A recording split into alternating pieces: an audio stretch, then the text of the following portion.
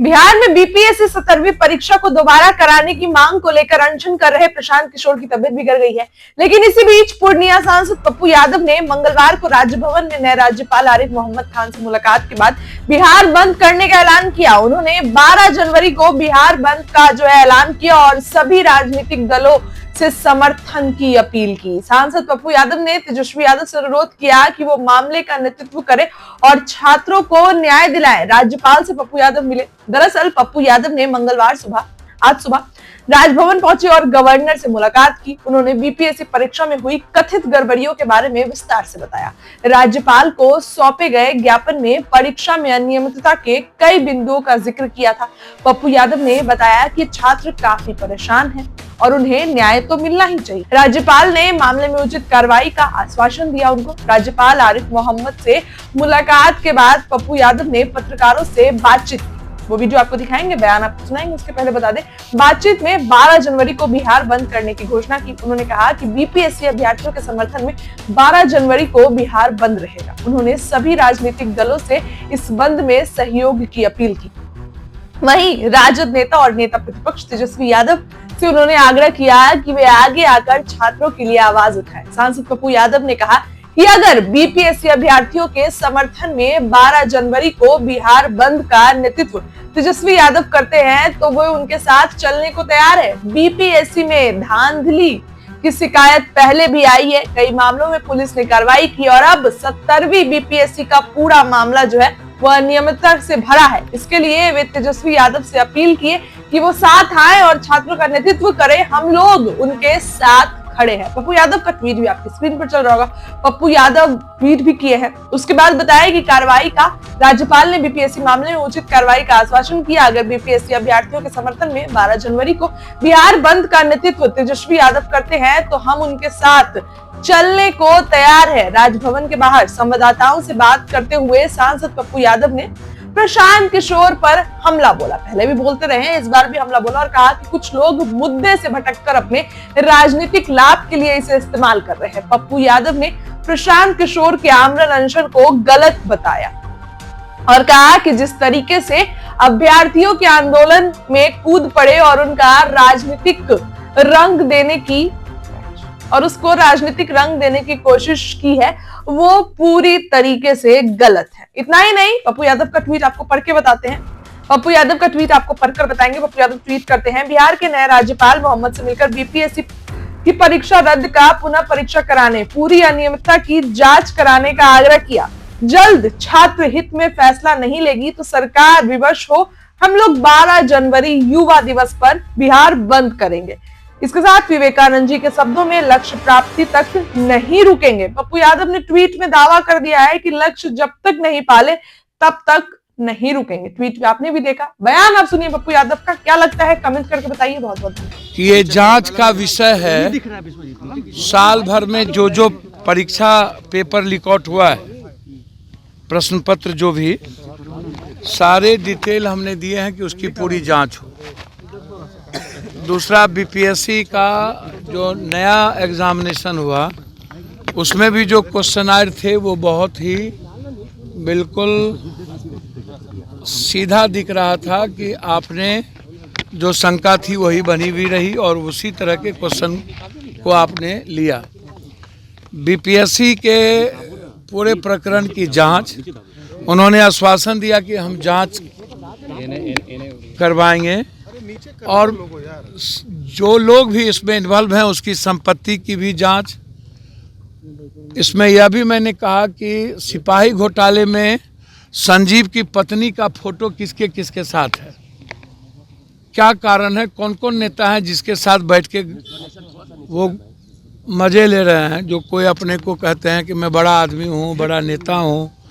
सभी इन घोटालेबाज का जो रिश्ता है इन नेताओं से है, जो लोग बीपीएससी या छात्र के बड़े हिमायती बोलते हैं। तो हमने पूरी जांच की मांग मैंने की है बीपीएससी का, और मैंने कहा कि जांच वर्तमान न्यायाधीश से हो तो ज़्यादा अच्छा। आप हाईकोर्ट के जज से बात करें और सरकार से बात करें कि इसकी जांच हो जाए। तो एक व्यापक चर्चा हुई, गवर्नर साहब इसमें इंटरेस्टेड भी हैं। कल महागठबंधन के लोग भी मिले थे, उन मुद्दों को लेकर के भी गवर्नर साहब ने कहा कि हम लोगों से विस्तृत चर्चा हुई है। और पहले भी मेरी फ़ोन पर गवर्नर साहब से जब ये बेंगलोर गए थे तो इस संदर्भ में बातचीत हुई थी। उन्होंने बच्चों पर कोई केस नहीं होगा ये इंश्योरेंस दिया है, और जांच भी हम माध्यम बनेंगे और बच्चों को जस्टिस हम दिलाने का प्रयास करेंगे। उन्होंने ये बात हमसे कही है।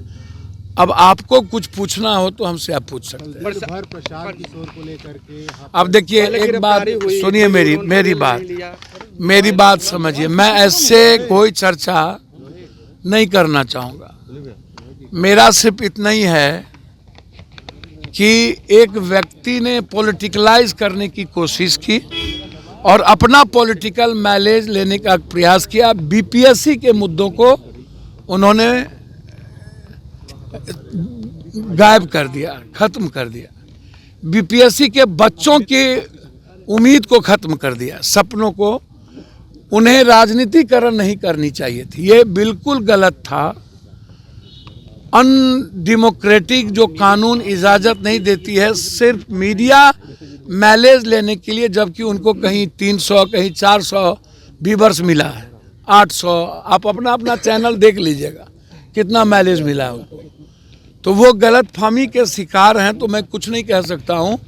मैं उनसे एक सलाह करूँगा कि वह जिस तरीके से राहुल गांधी और तेजस्वी जी को कहते हैं नेतृत्व करूँ, आप क्या हैं? क्या आप होते कौन हैं कि राहुल गांधी या तेजस्वी यादव जी नेतृत्व करे? आप क्या टिट्टी के तरह आकाश टेकिएगा? तो उन्होंने 3 दिन मात्र पॉलिटिकलाइज किया है और बीपीएससी के मुद्दों को गायब कर दिया, पेपर लीक के मुद्दों को उन्होंने गायब कर दिया। और कुछ सोशल मीडिया और कुछ पत्रकारों ने उनको बैठे बैठे बीपीएससी का मुद्दा गायब कर दिया और मुख्यमंत्री बना दिया। तो आप सोचिए ना, बीपीएससी मुद्दा पर चर्चा नहीं और चर्चा मुख्यमंत्री का और नेता का, तो इससे बड़ा दुर्भाग्य बीपीएससी का क्या होगा? एक आरोप ये भी लग रहा है नहीं, इस सब पर नहीं को हाईजैक किया।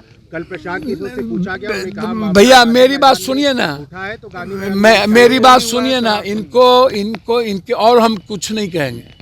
हम उनको सलाह देंगे कि वो अभी जुम्मा 4 दिन हुआ नहीं कि आप राहुल गांधी को नेतृत्व करने के लिए सलाह देने लगे, जो देश के युवाओं के रोजगार की सबसे बड़ी आवाज है। और तेजस्वी को बोलने लगे आप। भैया राहुल, दूसरा आप अपना मार्केटिंग करवाने लगे। प्रशांत जी, आपको शर्म नहीं आई कि बच्चों को आपने बैक कर दिया और अपने पार्टी के पेड वर्कर से आप नेतागिरी करने लगे? आपको शर्म नहीं आया? ये पेड वर्कर से नेतागिरी और कुछ सोशल मीडिया को पैसा देके मुख्यमंत्री बनने लगे आप। और सोशल मीडिया जिसका कोई व्यूअर्स नहीं उसको आप नेतागिरी करवाने लगे। तो मेरा आग्रह है कि अब ये जो मामला है, ये लड़ाई बड़ी हो गई है, इसीलिए कंटिन्यू लड़ाई। महागठबंधन भी सभी लोग, हम लोग साथ हैं।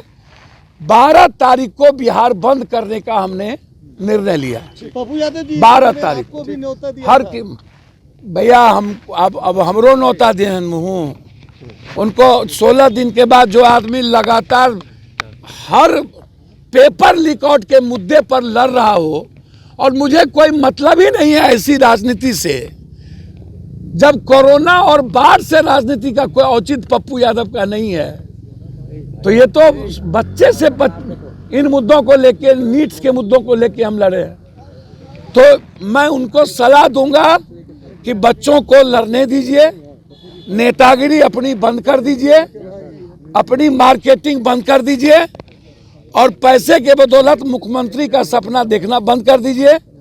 12 तारीख को यह बिहार हर परिस्थिति में कमजोर तबके के लोग जो संघर्ष किए उसी को मुख्यमंत्री के रूप में देखते हैं। लालू जी, नीतीश जी, ऐसे ही लोग, यानी कि उनका परिवार, ऐसे ही संघर्ष करने वाले लोगों को मुख्यमंत्री के रूप में, जितन राम मांझी, ऐसे लोगों को देखते हैं। ऐसे लोगों को नहीं कि जो हर छोटी चीज़ों के लिए पॉलिटिकल और अपना ईगो के काम करे।